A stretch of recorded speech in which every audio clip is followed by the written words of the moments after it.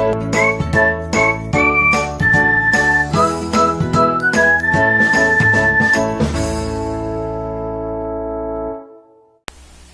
day everyone, I'm your Mr. ATL and welcome back to my channel.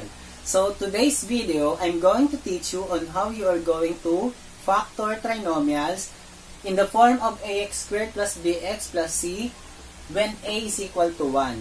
So bago tayo mag-start, magpakita muna tayo kung paano gagawin ang factoring na to. So meron tayo ditong dalawang binomials at i-multiply natin siya. So, kung marerecall nyo doon sa aking previous video, meron tayong multiplication of binomial na kung saan kasama ko si Mr. Eldrian Dalican. So, multiply muna natin.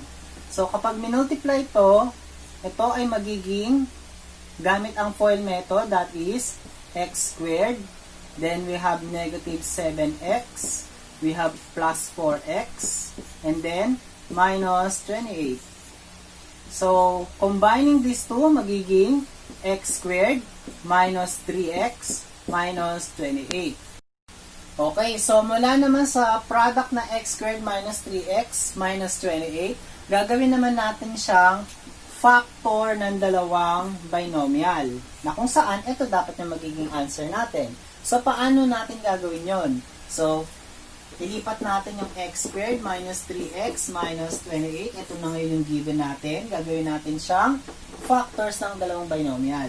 So, ang gagawin nyo lang, kukuhanin nyo lang yung factors ng first term, which are x times x. Kukunin natin ngayon ang factors ng last term na negative 28. Pero, check natin na dapat ang maging middle term natin is negative 3x. So, paano yon? So, mula sa negative 28, mag-isip tayo ng factors ng negative 28 na kung saan pag kinuha ang sum magiging negative 3x. So, ano-ano ulit ang factors ng negative 28? We have negative 28 times positive 1. Pwede rin siyang positive 28 and negative 1. Pwede rin siyang 14 times negative 2 o kaya negative 14 times positive 2. Meron pa ba?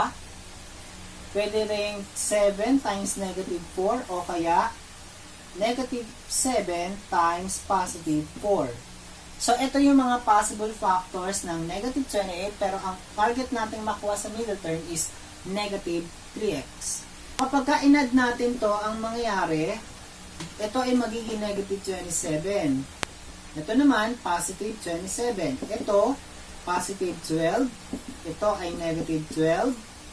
Ito ay positive 3. Ito ay negative 3. So, since ang middle term natin is negative 3, kukuhanin natin ngayon ang factors na negative 7 and positive 4. So, therefore, lalagay natin ang negative 7 and positive 4. Ito na ngayon ang factors ng x squared minus 3x minus 28. Kasi, if you will multiply it using binomial, we will arrive with the x squared minus 3x minus 28. So, magbibigay pa ako ng maraming example tungkol dito sa factoring trinomials. So, example number 1, we will find the factor of x squared plus 5x plus 6. So, gawin natin yung method kanina. So, paano yon? Kukuhanin natin ang factors ng x squared. We have x times x. And ang factors ng positive 6. So, ano-anong factors ng positive 6? Pwede siyang 6 times positive 1. Parehas positive. Pwede rin naman siyang parehas na negative, no? At pwede rin siyang parehas positive na 3 and 2 o kaya negative 3 and negative 2. So, ito yung mga possible factors ng positive 6. Pero ang kailangan natin makuha ay positive 5x. So, magiging positive 5 ba ito kapag ipinag-add natin? That is positive 7. This is negative 7. This is positive 5. And this is negative 5. So, therefore, ito ang pupuntahan natin. Yung positive 3 and positive 2. Na kung saan, kapag in-apply natin ang FOIL method, ang magiging answer ay yung x squared plus 5x plus 6. O, sige nga, gawin nga natin. We have x squared, this is positive 2x, this is positive 3x, and this is positive 6. So, magiging answer ay x squared plus 5x plus 6. So, ibig sabihin, tama yung ating factors. Okay? Next, example number 2. We will find the factors of x squared minus 5x plus 6. So, same process pa rin. We will find the factors of x squared, x times x. The factors of positive 6 para maging negative 5 pag pag kinuha yung sum. So, gamit yung listahan natin since positive 6 naman to. We have ito. So, gagamitin natin ang negative 3 and negative 2. So, tingnan nga natin kung tama yung answer natin. I-multiply natin to. So, magiging x squared, this is, ito yon. Ito naman, negative 2x, negative 3x, plus 6. So, ang sagot is x squared minus 5x plus 6. Nakuha ba natin yung given? Yes. So, therefore, ang factors nito ay x minus 3 and x minus 2. So, importante talaga na marunong ka rito mag-multiply ng binomial at sa mga rows of integers. Okay, example number 3, we will find the factors of x squared minus x minus 6 at yung sa kabila, x squared plus x minus 6. Tingnan natin ngayon kung ano yung kaibahan ng mga factors nila. Ang factors ng x squared ay x and x. So, negative 6 naman ngayon. So, negative 6, anong factors niyan? Negative 6 times positive 1, isa yan. We have positive 6 and negative 1, sunod. We have positive 3 and negative 2 at negative 3 times positive 2. So, ngayon, tingnan natin yung mga sum nila kung makakakuha tayo negative 1 since meron siyang imaginary 1. So, ito ay negative 5. Ito ay positive 5. Ito ay positive 1. Ito ay negative 1. So, pupunta tayo ngayon sa factors na to, sa negative 3 and positive 2. So, eto na ngayon yung factors niya. Pwede nyo naman siyang hindi na i-check, pero kung hindi kayo confident sa inyong answer, try nyo rin gamitan ng FOIL method. So, check natin using FOIL method, no? O, sige, check na natin. So, x minus 3 times x plus 2.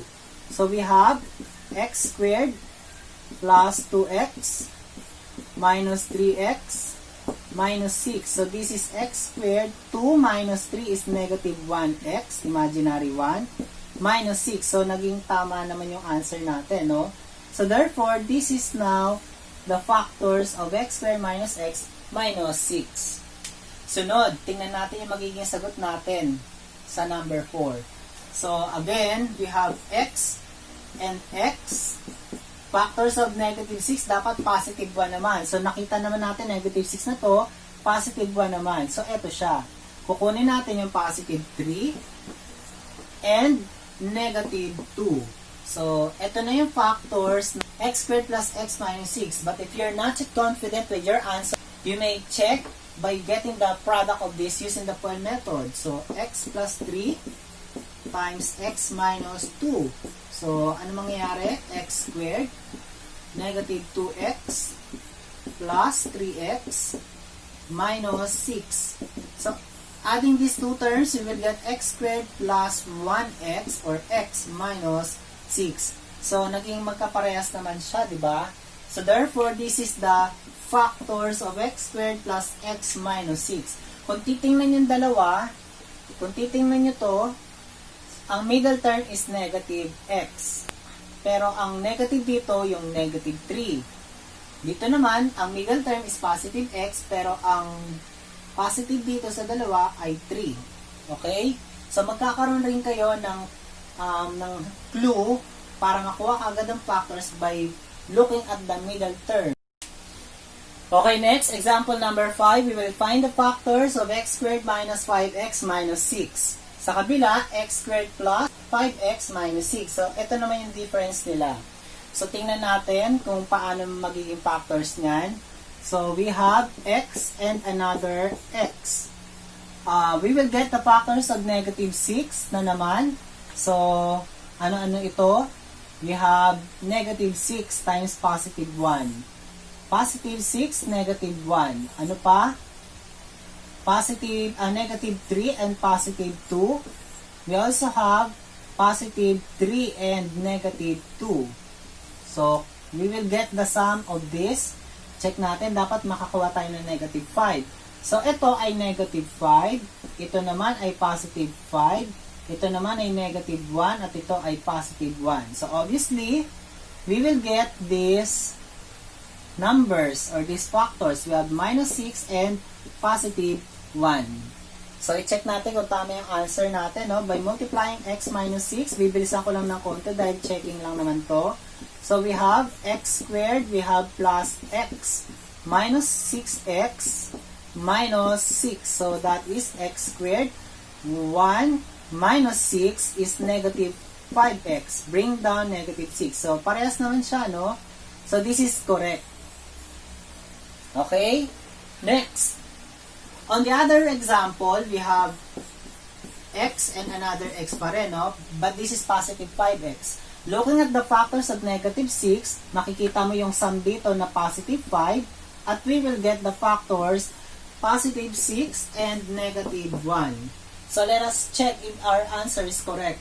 So by multiplying x plus 6 and x minus 1 using the FOIL method, we have x squared, we have minus x plus 6x and negative 6.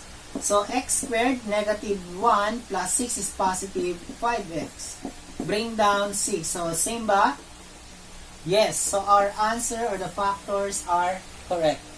So, bakit puro negative 6 ang pinapakita kong example sa last term? Dahil karamihan ng mga estudyante ko rito ay nalilito. Dahil ang ginagawa nila, since 6 naman siya, titingnan nila na ito ay 5. Ang ginagawa nila dyan ay x minus 3 and x minus 2 dahil ang kanilang reason, pag multiply magiging 6. Pag pinag-add, magiging 5. Pero hindi nila masyadong bigyan ng focus yung sign ng last term, which is negative. Na kung saan, dapat different sign yung kanilang factors dito sa last term. So, importante na magkaroon rin kayo ng table ng factors kung kayo ay beginners pa lang sa factoring trinomials. So, anyway, magbibigay na ako ng susunod na example na hindi naman negative 6 ang last term.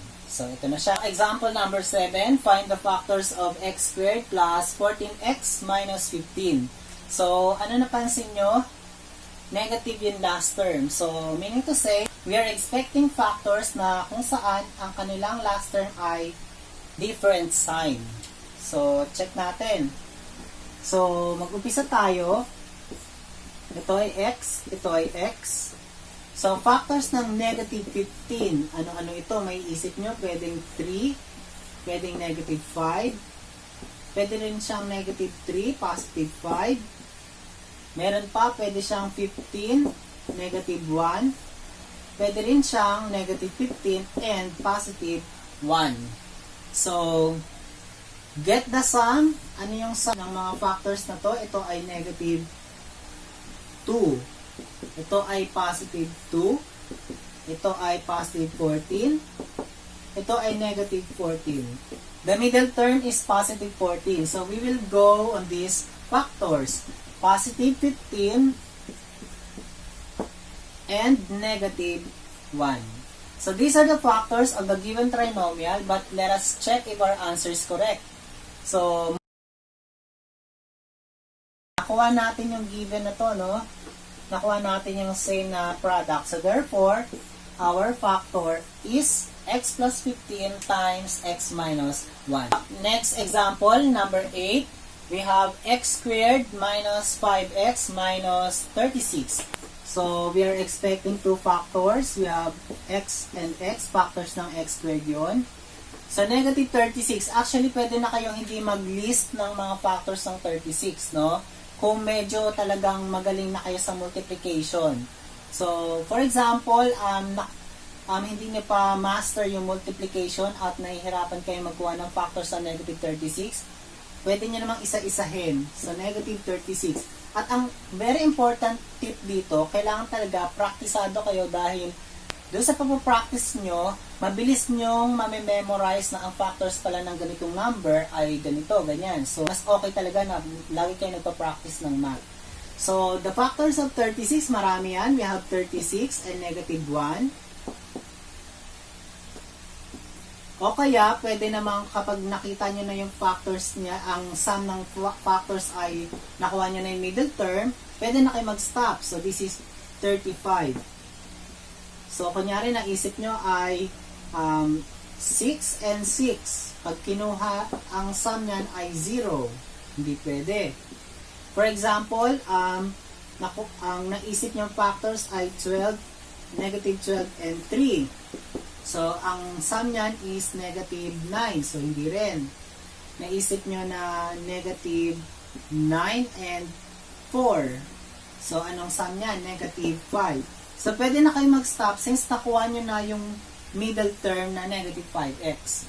So, masasabi niya na ang factors niyan is negative 9, is x minus 9 and x plus 4.